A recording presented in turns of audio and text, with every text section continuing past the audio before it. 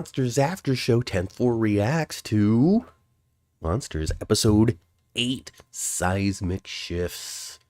Ah, yes. Hi, everybody, it's me, Matt. Hey, everybody, it's Kat. And that's my mama. We were Trying to watching get the show higher in together. my chair Can you again. imagine, folks, if this is your first time watching, can you imagine watching this show with your mom? Well, I did. Well, it's only television.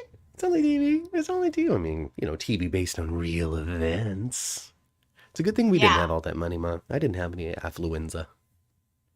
No, I didn't have any affluenza either. In this episode, Judalon takes the stand and just does a character assassination on Dr. Oziel. We get to see the defense in all of their glory as Erik takes the stand and struggles through with not only fighting a microphone, but also finding the core of that humanity within, which is a little surprising because he's always been the sensitive one. Right. We get to see the brothers enjoy a little bit of fame and notoriety, attention from the public spotlight, inside, Ooh. From the outside. Lyle loves it. Saturday Night Live, Jay Leno jokes. And at the very end, we get to hear and see the feet of one Mr. O.J. Simpson. Kind of a man that sort of changes it for them in the end. It does. It does. Because as we were talking about in this last episode, this is the age of celebrity trials. Mm-hmm. We go from one to the other. Menendez has been at the top of the celebrity trial thing for 3 years. At this point, they say, to a point where Dominic Dunn is like, guys, I'm tired of this. Tired of these people. I think that's what happened. I think that's part of what happened, too, is everybody got tired of it. You know? Everybody got tired of it, became old hat. Oh, these guys again. Right. Kind of thing. Right. But before we get like it to me. Yeah, I mean, before we get to the point where everybody's sick of it, everybody was into it. Mm-hmm. They were enthralled with this very publicized trial against these guys. And we get to hear it all. They had fans, they had positive letters, they had pen pals. They met both of their girlfriends and wives during this time of pen pals and support, and I totally believe you, and phone calls and remaining connected to the outside world through people who were invested with them, through Vanity Fair, through Dominic Dunn, through the National Enquirer, through the Weekly World News. Yeah, well, they were prevalent in media. Yeah, I'm sure everywhere you went, every time you went to the Lucky's check stand, there they were. There they were. Some sort of photo from the trial. Them sitting next to each other in their pastels. Yeah. Can you imagine if that would today, social media there basically was no social media then. No, you rely on the check stand news. You required on the National Enquirer and Time Magazine and all of these news outlets that were there reporting alongside Dominic Dunn. Dominic Dunn, he was writing for Vanity Fair. That's not a hard news outlet. He was writing opinion pieces. He was writing his reflections, much like we're doing a podcast. He was writing them down and getting them published in Vanity Fair. It's a completely different day and age now. Nowadays, I don't even know how to predict how something like this would go, because in 2024, you believe the victim. Didn't necessarily so much so, and we saw that by the end of this one. But also at the same time, folks.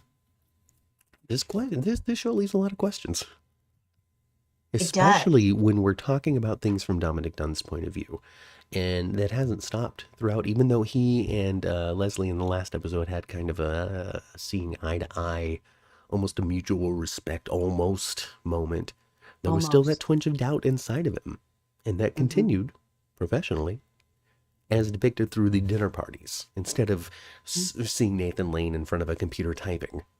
He's hosting these dinner parties and telling all of his friends and regaling them with well-worded ways of tearing down these kids and presenting the other side of these monsters, these cold-blooded killers who were out for money. Right. Mostly, from his point of view. Yeah. So, it's a hard knock life for the Menendez brothers. So we get into Erik's testimony in the midst of all of these earthquakes, which I looked up. Hey, folks, I was not 10 in 1994. I don't remember that. I don't remember. Okay. I was not even 10. I was 8. Yeah. I do remember that earthquake, though. Of course, we didn't live in a, back then, Matthew did not live in Southern California like he does now. So, right. But I do remember that earthquake. It was a big earthquake. It wasn't like the Bay Area earthquake in 1989, which I lived, right in the middle of. Freeways didn't collapse. Yeah. Bay Bridge didn't collapse, No. I mean, it seems as though freeway structure didn't fall on top of itself. No. It seems as though there was enough destruction, was destructive enough to, strike fear in the hearts of LA residents. Yeah, and there was a lot of aftershocks, right? Aftershocks were, yeah. And to their credit, the show actually used that to their artistic need to a degree. We had the earthquake, which was a thing that happened. It was very short. We saw Erik reacted to it. We saw Lyle reacted to it. Very different as they've been depicted the entire time. These are very different boys. Very different. They are very brothers. Different. And I would imagine that has to be true in real life too. Just very different when it comes to temperament. So we see that. And then even then, all of the talk about Erik being this way or that way, it never comes up about Lyle. Right. So Erik in real life must have been just a more soft-spoken man. He must have been. It goes right back to what I said in the very first episode. Lyle was just more like Jose. Yeah. Yeah. I mean, that seems to have been persistent in the depictions of these guys throughout. Absolutely. A little more hot-blooded. Yeah. Jose was explosive, had a temper, was explosive. Well, according to a certain point of view, he was. Yes. Which I think by now has been proven as the accurate point of view. Anybody who said, well, I never saw, is because he made sure they never saw. I would guess. I don't know these people. Stay tuned for the documentary on Netflix in 2 weeks. That's what I have to say about that. And so Erik takes the stand. I wonder if they question the gardener. Remember the gardener or the landscaper in Calabasas? Mm-hmm. And the contractor in Calabasas? When he mentioned Jose wanting to build this Roman type of shower room that Kitty didn't seem to know about. And right after that, they moved away anyway. Yeah. I wonder if there really was a plan for that shower room. If you could interview a contractor and find that there really was plans for that. We got to read a Menendez book, I think is what it comes down to, because we're just a bunch of dummies out here. This isn't Days for Dummy. Menendez is for dummies. Well, it's reactionary just because, we're not, we didn't follow this case, but no. We're not podcasting on the entire case. We're podcasting on the monsters. Show. The monsters show. Yeah, no, don't come here for the Menendez truth. We can only react. No. I have no idea. I'm going to assume that somebody that like the testimony that's included has to be accurate. I'm going to say as to what people said, maybe not word for word, but what people had to say. I would think has to be fairly accurate. I think so, especially the relatives that were on stand. Yeah. They would have to be very close to what they said because these folks are still alive. Yeah, we got to see a little bit of that in this, in the last episode, or in this one, I don't remember. I watched 3 episodes, sometimes it's hard. Plus the trial episodes blend together. You could watch those back to back and get one experience out of it. Yes. A very, very to be continued feel. But yeah, we got to hear from them. We got to hear their point of view from showers, from anger, arguments, bruises, that sort of stuff from a couple of family members. Right. But then also the family members didn't have anything negative to say on the other side. But that all comes up in the next episode. This one is Howdy Doody All Positive. This is all the support, all of the people who provided statements that were in support of what the guys had to say. Here's the little bits of evidence. Here's all like you had said. Plus, starting off with Judalon, who was super fun. Okay, folks, Judalon in this episode was the best Judalon there was ever been, and I understand why Leslie Grossman was cast as Judalon for this testimony scene. Because it was the break from the seriousness that the show needed. We needed something to kind of be like, that was goofy. Yeah. And it was really goofy when she went up to Dominic and she asked if she was like, she wanted to be on Vanity Fair's cover. Right, like, it's like, do you have the editor's phone number, like his direct line? Because I only get the one receptionist, and that's not working out for me. Yeah, bitch won't talk to me. And I don't think we saw her at all for the rest of the series, but that was what she was cast for, and 10 out of 10 on that one. Yes, she just nailed it. She nailed it. It was so fun. And the truth is, she was just scorned, is what she was. So here's the thing: I wrote down unreliable witness early on. In that scene, and then it carried on for another couple of minutes as she said more, and then they showed flashbacks of some of the things that she says Oziel did to her. A false unaliving attempt to force her into his home, rather than the original depiction of events that we saw, where she came to him and said, I'm super scared, I'm super afraid. What are we going to do?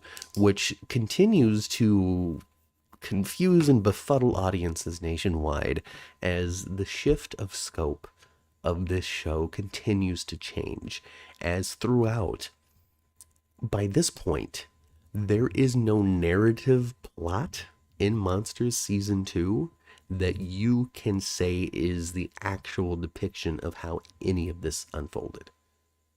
Right. Scenes that we saw before were replaced by testimony here. We saw that very clearly with Judalon. We saw it a lot in last episode when it comes to them having to show how Lyle is able to turn on and off humanity on the stand. We see it here with Erik having the exact opposite problem that I expected him to have, which is apparently, maybe the question is, he was able to convincingly tell this story once, but not twice. Right. And when it mattered, he wasn't able to pull that same acting out of himself like Lyle was. So the show presents sort of as a question that the audience can walk away with. But ultimately, we have no idea what really happened, and the show is not telling us. No. There is not one side, it seems, that has been taken in this show. Not at all, right? It's wild. We had a little bit more comedy, a little frustrating comedy, I guess. I don't know exactly what to call it when it comes to the microphone. Yeah, it's just fighting with the microphone. Yeah, just messing with the microphone, and her and the way they depicted it with Leslie was just relentlessly telling him to back up, and we're popping it, and you're too far. Put your back against the chair and leave it there, she says. Right. Which, again, is one of those, well, whose point of view are we seeing this particular depiction of events? Because I'm walking away from it because this has been a more annoyed and aggressive Leslie than we've seen throughout the entire show. So now is this sequence of testimony from Erik's point of view? Where he's like, frustrated and angry because of this, and she's constantly telling me, maybe she only said it 4 times in real life.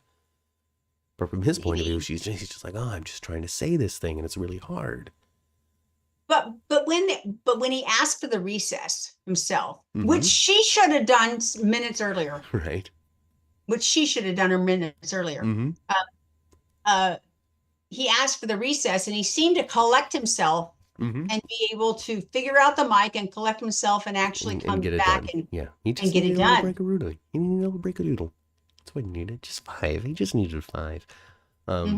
So it's tough. And then we get it also where he is saying things like my dad crying, and he's not able to say anything else. I'm pretty sure that was Erik and not Lyle. Again, another big question mark there. Is it because he was trying to remember the exact statement that he was trying to say? My dad crying. Like it started the exact same way. And I know that this is real because I saw the little clips and bits and pieces here and there of this particular part of the trial, of this testimony. And it's pretty similar. I'll even give it to Cooper Koch, who plays him, because the way that he pulls his face forward, the way that he shapes his mouth when he cries is him trying to mimic the real Erik Menendez. Wow. It is.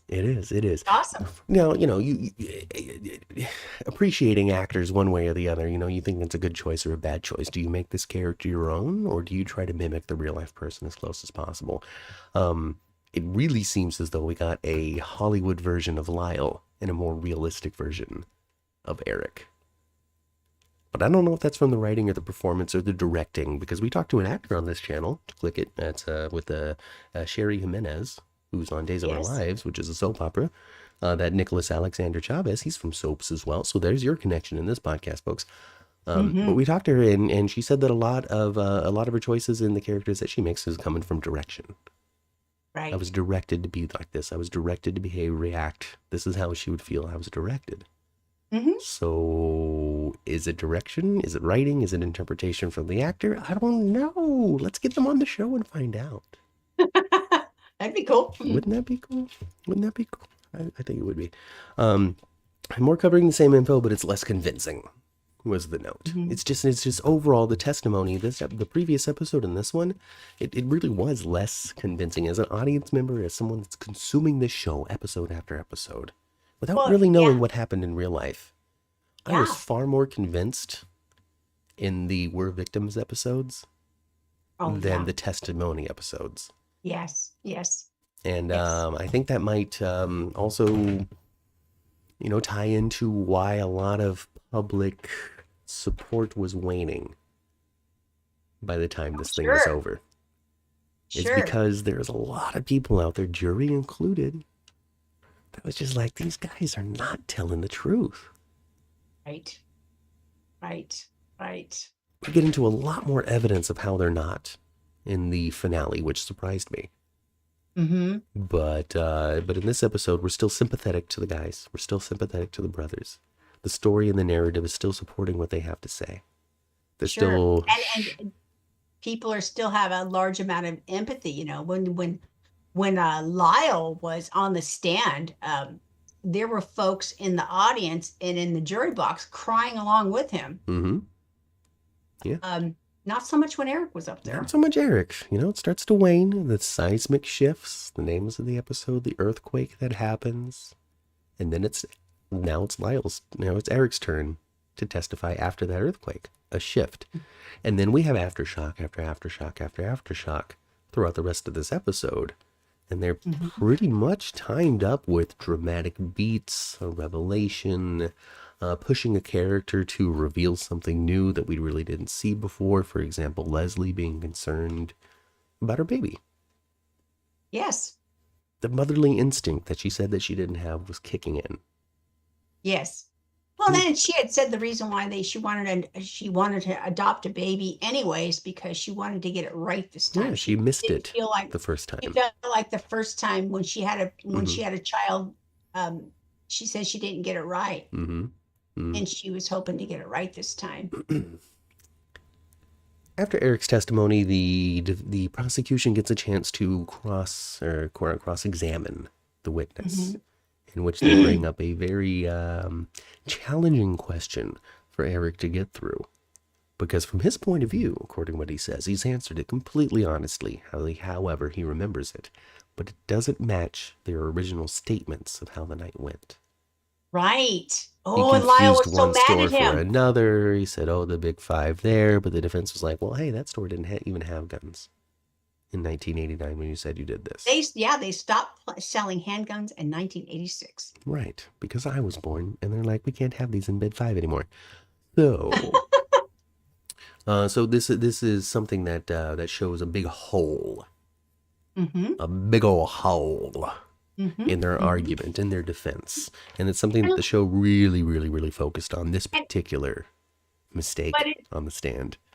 Yeah, but from what he said, and arguing with Lyle after, too, that's the way he thought he remembered it. Yeah, I mean, it's been years at this point. It's been years already, and that's the way he thought he remembered it. And then Lyle, reminds him of what actual No, this is where we actually went. happened. This is where we went. This is how we did it. This is how we you did it.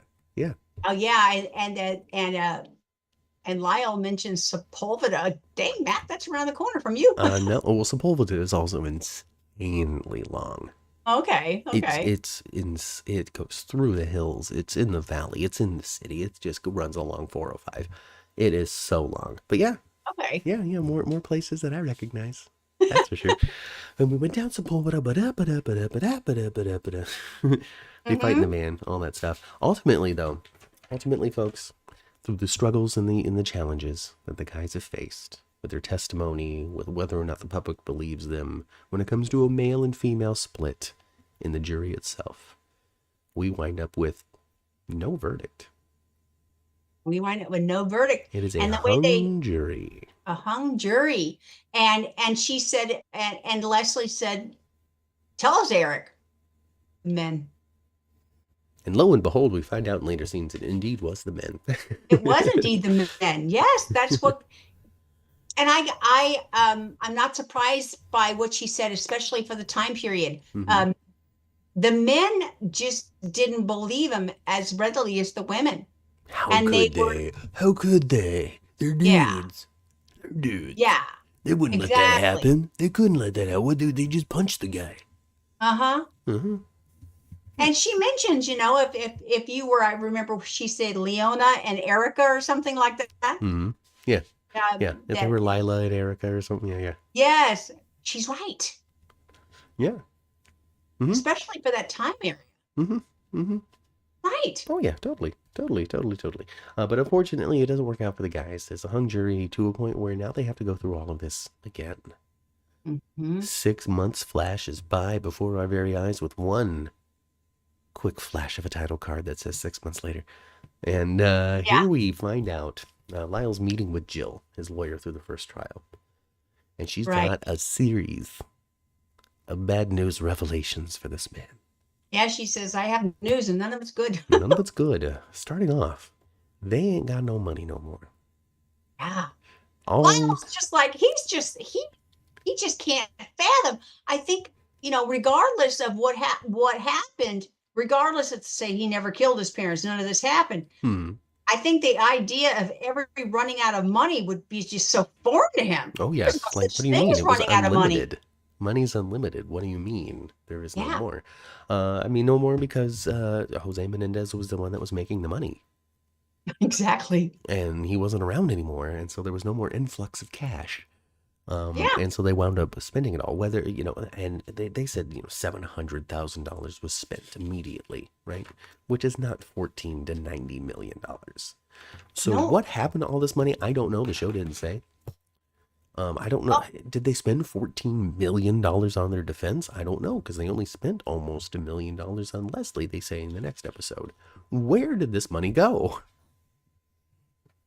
Oh, gosh, who knows? Who knows what they might have been sending girls gifts. I don't know. Let's see here. They could have been doing a lot of things. Let me see if Google will tell me where the Menendez money went. And my gosh, he was still ordering $2,500 hair pieces. I mean, that's true. I mean, at that point, though, you kind of do need the best hair piece, don't you? You're in the midst of this hugely publicized. I saw a recent picture of Lyle, and he did give up on the hair. Yeah, I don't know if he grew it back or what, because I've definitely seen the bald one before.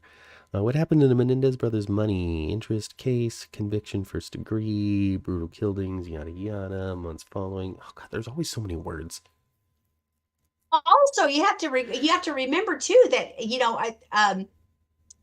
they had to still continue to pay the Menendez bills, even though they were incarcerated. Well, yeah, but nobody was living in the house anymore. Payments? Let that stuff go. According to probate records, $10 million had been spent, much of it on the brothers' defense, inflated real estate appraisals, and stock losses. Oh. Just things weren't going well in the portfolio. Yeah. A dwindling portfolio, no new influx of cash, and a very long and expensive defense. Yes, and I'm sure that there any accountants and whatnot that were working for them probably abandoned them. Oh yeah, and all sorts of like legal filings and all kinds of stuff that I know nothing about and really can't report on. But basically all the money went away. And so did Jill. She's like, okay, so there's no money, and on top of that, this book that you were just trying to convince me was going to pay me doesn't exist because the girlfriend that you thought you had wrote it, published it, and also released all the tapes that make you look like a dirty liar. Yeah, man, I tell you, that was really damaged them for trial number 2. And honestly, Ma, that to me is the super biggest, damaged them. of everything that I've seen in the show so far that has put in this situation in different lights. True, false, right, wrong, premeditated, not premeditated, crime of passion. Were we did or were we not? Of all of those questions, the biggest thing that has given me the pause and the hesitation to go, well, wait a minute, are these tapes.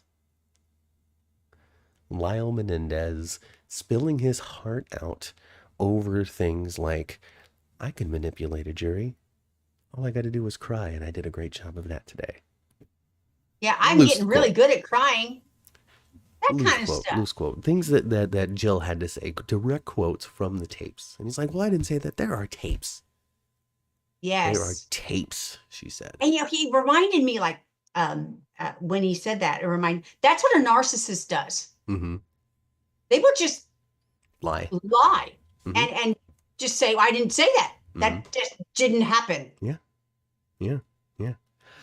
So all of this happens, and then the last bit of public interest in this case. Hung jury, what's going to happen next to the Menendezes? The tapes are released. Then O.J. Simpson gets arrested, and our celebrity trial interest in America moves on to a brand new murder case. Yeah, it's like the Menendez brothers are old hat. See ya. Old hat. All right, Inquirer. We got a Bronco chase. We got a sports star. We got somebody in prison who is being treated completely different. Yeah, the juice, huh? Oh, wow. Special case. Special privileges. Oh, my gosh. I'm a little hungry. Can you get me something? Sure, juice. Yes. And the guard walks away from him and saying, sure, juice, and gives a little Hyman Trophy kind of thing, Yeah. Yeah. So, and then and put him in a cell right next to Erik, which, is probably bull. Puts him in a cell next to Erik, and they have a brief conversation. And Erik is like, hey, I heard you have Robert Shapiro on your team. Watch out for that shark. And tells and they say, who knows, right? But he says to him, take the plea bargain. Consider a plea bargain. At this point, and we saw it, and we'll talk about it in the last piece of this particular breakdown. We saw how that verdict and now the shift in public spotlight really affected Erik in a negative way. Question mark, as we have a lot of them here as the series comes to an end. Is that because he really enjoyed the attention and now it's gone? Or is it because he really feels as though the end is near? Which is what the character on television said. Feels like that this is it. He said to Leslie. Yeah. I think Erik really was sitting in the possibility of this is not going to go our way. Where Lyle still kind of stayed in a fantasy that he stayed in a fantasy, I think, up until Jill quit. I think so, yeah. He was like, oh, we can't even. Okay, well, write down all your hours. Just like all of these things that are obvious to him. Write down all your hours, and we'll give you the money when it's done. Like, yeah, because he didn't believe he was broke. There's just no effing way I'm broke. No effing way. And as we find out in the next episode, I don't really quite understand how they're as broke as they were too. I mean, I know I just did a little bit of research, but that wasn't very clear. Well, if they had $90 million in an offshore account, where'd that go? Right. Well, who knows, Maybe somebody stole part of it. Maybe a family member stole part of it. Maybe. I don't know. We're going to actually have to read a book on this stuff. But folks, stay tuned because this is not the end. We have one more episode to go, which asks the biggest question of all. Did they do this because of issues? Or is it indeed because they were monsters? So stick with the channel. We'll be right back. Click on the video pretty much right now, folks. Pretty much right now. Pretty much right now. I've been Matt. I've been Kat. That's been my mom. Yep, I really am his mom. And this is your Monsters After Show. As part of your JLJ Media.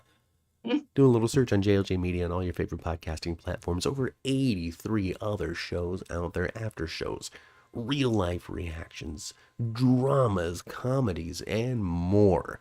So check all that out. Get yourself organizing at JLJ Media. Oh, yeah. He's a master organizer as well. Go check all of that stuff out. As well as everything else on this YouTube channel. Like the video if you haven't subscribed to the channel. Goodbye, everybody. We'll see you in a minute.